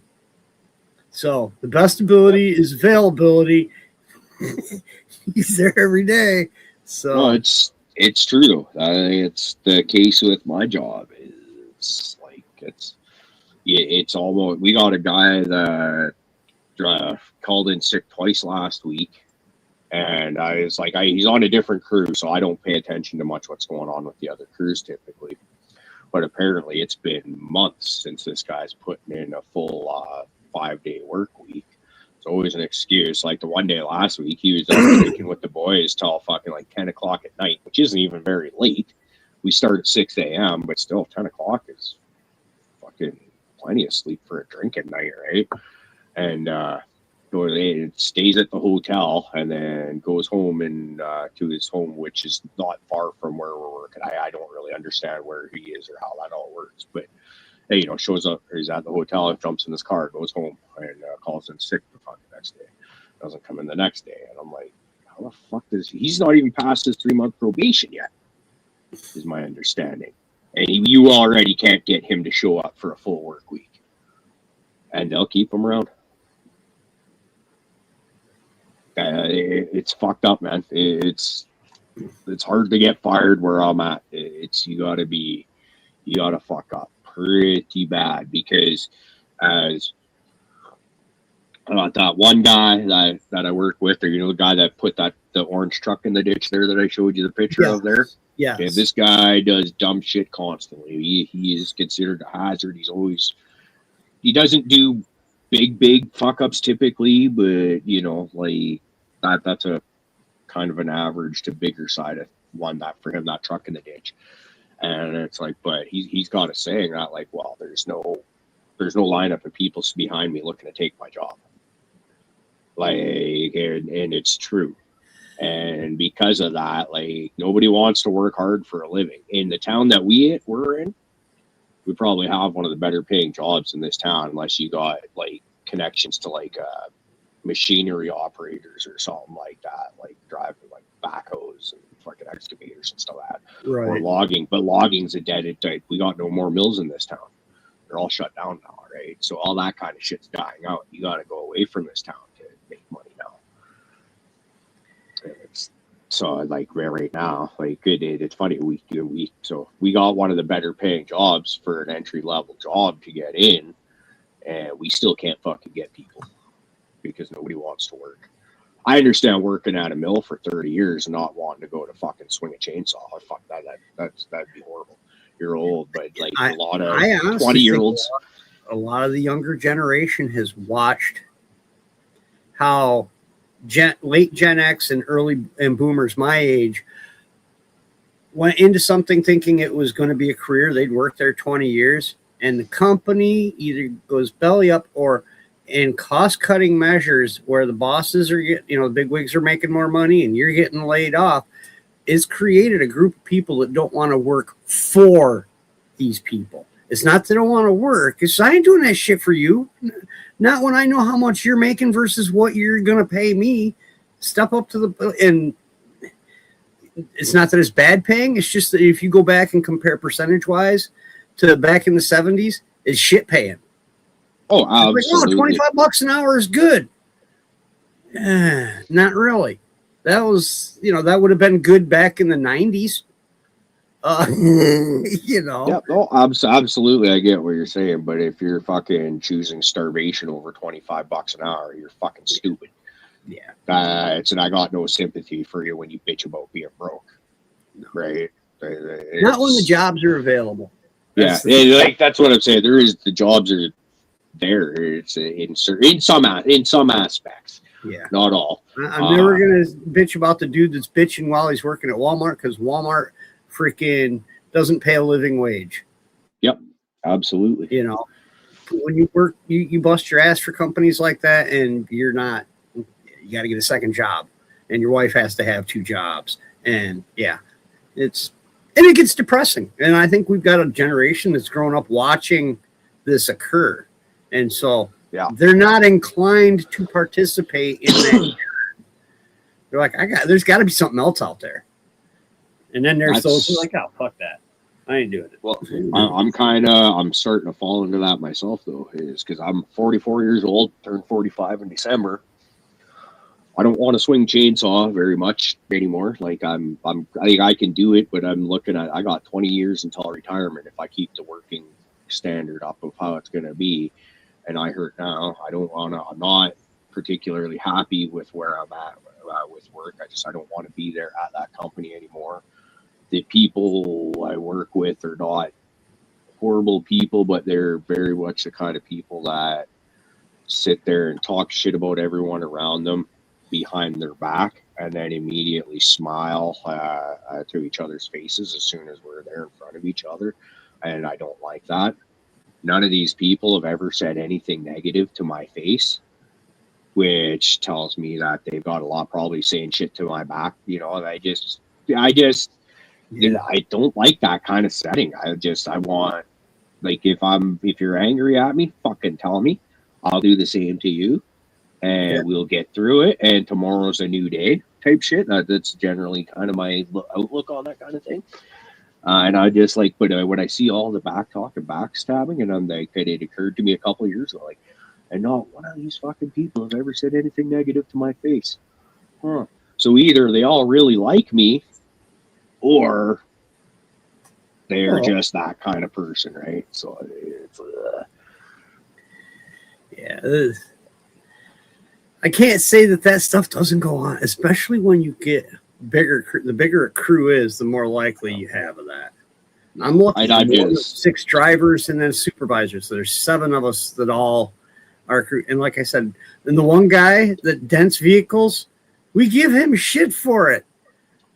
I go, dude, when I leave here in the morning, my goal is no new dents.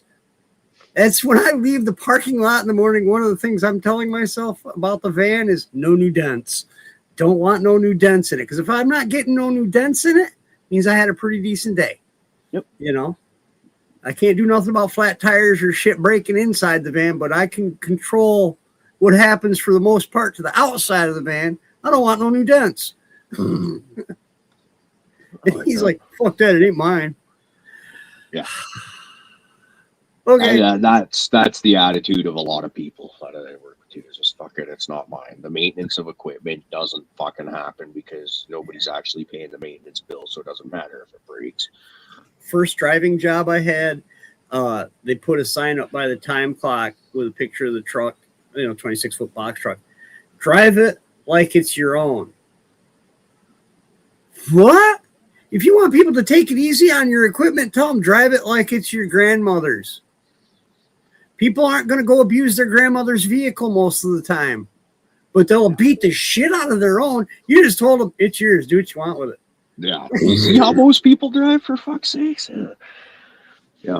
Until it's paid. Well, once it's paid for, people take care of shit till it's paid for. And then it's like, well, it's paid for. If something happens, I get another one. I'm like, if something happens to it, I won't put money into it because I can't afford to get another one. I was working on an oil and gas site years ago, and there's one of those places where you got dozens of companies, all subcontractors, different companies working out there.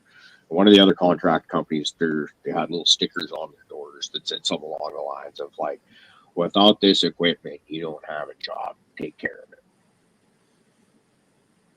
The kind of always resonated with it. It's like, yeah, behave like a responsible adult.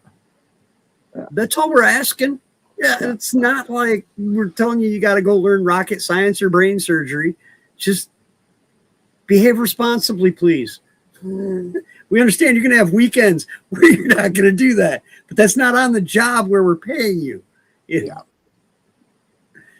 Oh. Yeah, the attitude of guys that do that's not my job. I'm like, when I was hired, the last thing on the list of things I was responsible for is and other duties as assigned. If that's on your shit, that means if they tell you to go scrub the toilet, that is a duty you just been assigned. You might not like it, but let's be honest. You're trying, you can make a point of going home if you want to, but other duties as assigned. Is there a reason you're being told to go clean the shit, or did you just go blow it up? And the boss go, get the fuck back in there and clean that. I got no problem with the boss telling somebody at that point, get back in there, get the tidy bowl stuff and clean it up. But it's when you got 6 people in a warehouse and you walk in and it's been blown up, you're like, really? You couldn't have taken an extra 20 seconds. Jesus. Yeah. Well, big word. The people that are delivering stuff to us. It's like must have been the guy that brought the stuff last night. Yeah. Well, looking at the time, we made it through. And no thanks to Fluff fucking taking off on us like almost an hour ago now. Fucking just ditching out on us like that. Fucking guy. Nah, he's got shit to be doing though. pretty busy right now, so it's fair play. He's always here. I want to thank everybody for coming and chilling with us this morning. Always great to do the Sunday mornings with y'all. My Finish the pleasure. weekend just right.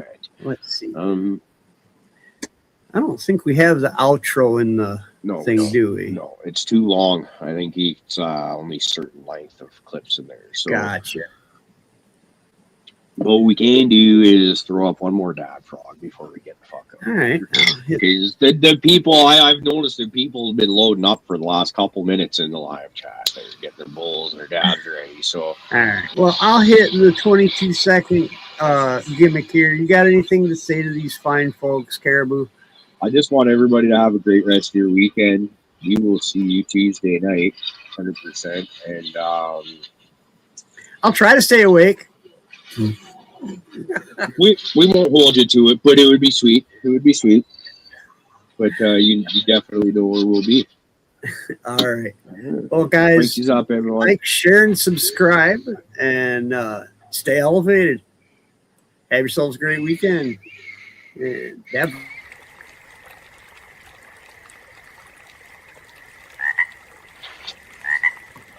I might even do another one. I'll let you push the end screen, though. Are you sure? You got too good at it there. I think I know how.